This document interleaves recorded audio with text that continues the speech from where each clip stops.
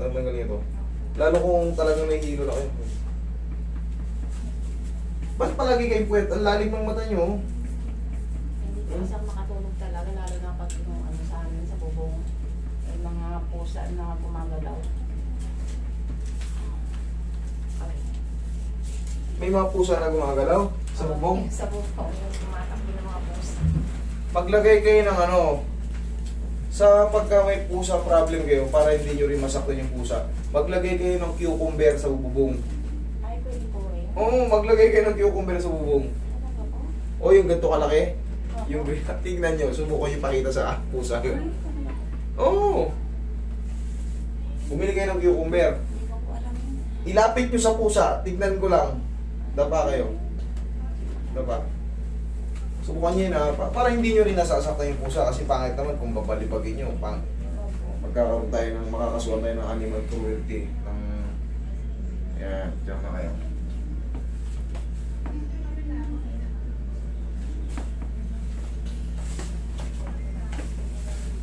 Bili kayo ng cucumber. Yari siya ron. Takot na takot siya ron eh.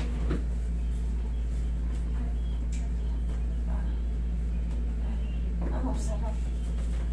Sarap. Okay, wait lang. Problema, buo itong suot niyo. Buo. Hoy, abutin mo ano eh. Tingnan mo kung paano maaabot yan. Buo yung suot ni Mami. Dapat pag magpupunta kayo rito, wag buo. Sabi na lang po. Paano po ba? Tatanggalin ko na lang po. Ayan. Sinashoutout ko yan palagi eh. Wala po kasi ano doon yung ano talaga na maghihilo. Cavite.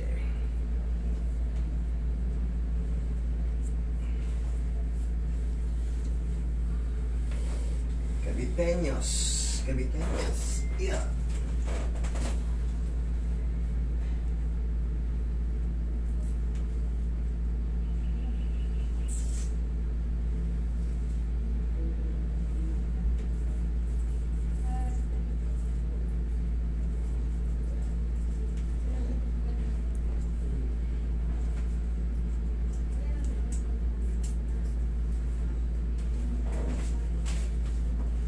Okay, kaya ka.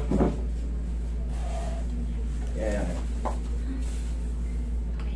Ihaya. Kakatakin ko pa yung ano nyo. Spine traction, tapos massage sa ulo para wala yung ano, vertigo nyo. Sige. Taas na po yung balakot. Hindi na yung susumpong. Yung misis mo rin, hindi na sumusumpong, no? Pag buyat na. Eh, kahit wala kang vertigo, kung palagi kang puyat, may hilo ka talaga. Pero hindi na masyado ngayon sir eh. Noon eh, talaga grabe. Tignan nyo yung mata ni Mami, oh. Hindi na ito natutulog ata, eh. Ang lalim ng mata, oh. Inhale. Exhale. Mas malakas makapag, ano yun, mag-trigger ng vertigo pagka kayo ay day by day. Dito nga. Sa mga tulog nyo, 1 oras, 2 oras. Malalaman mong puyat kayo palagi, tignan nyo yung lalim ng dito nyo. Yung uka ng mata nyo dito, sobrang laki ng iPad nyo. Ukang-uka. Okay, okay. Bakit di kayo makatulog? Dahil sa pusa? Eh dahil, ewan ko ba, basta yung lagi yung ano problema, di ako masyadong lagi makatulog. Ilang taon na kayo ngayon? 58 po. 58? Oo. Bata pa pala kayo. Baka makubaran kayo. Ha?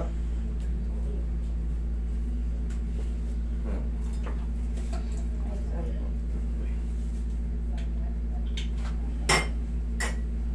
Dumating na yung naliligaw? Dumating. So, slide doon, lumpas na. Si Boy.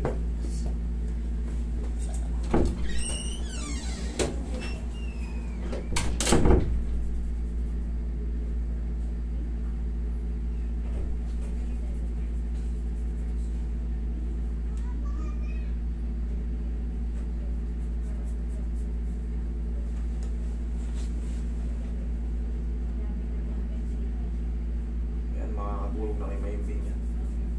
Sarap po nga sa karamdam. Sarap sa pakiramdam para makatulog.